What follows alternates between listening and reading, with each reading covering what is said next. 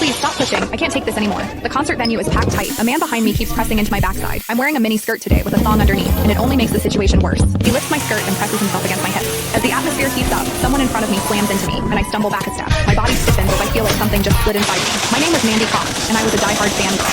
I wanted a celebrity to notice me, so I dressed for attention.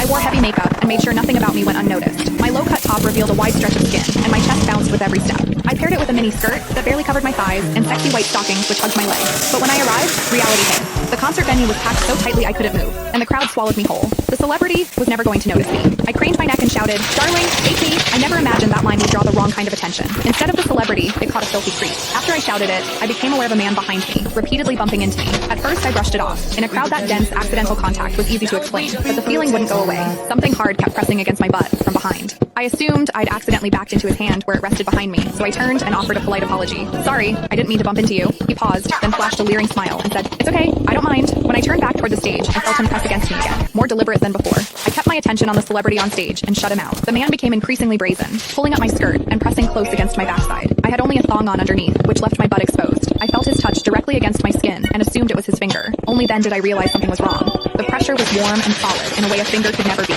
My mind lurched as the truth hit me. In the 20 years of my life, this was the first time a man had ever molested me. Fear surged through me, sharp and overwhelming, and my body reacted with an instinct to flee, but there was no way to move. The concert floor was packed wall to wall, leaving me stuck where I stood. I drew myself tight, bracing as if tension alone could keep the fear out. As I did, my hips closed around the man's so-called finger, trapping it between my cheeks. An unfamiliar sensation followed, and warmth rose to my face.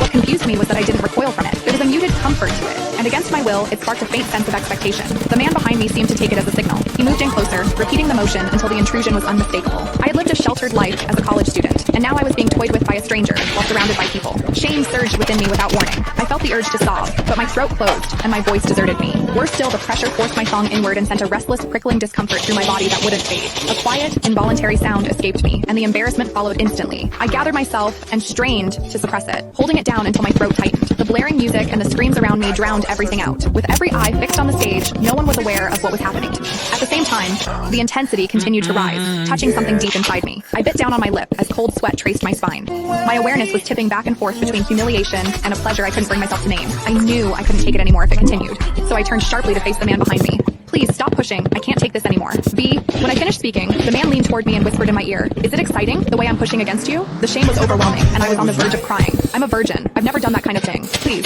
let me go." He didn't stop. Instead, his gaze burned deeper as he seized my waist, the pressure growing stronger. "You're really a virgin? Then let me show you what it feels like to be a woman." Click the link in my bio to get the full story for free.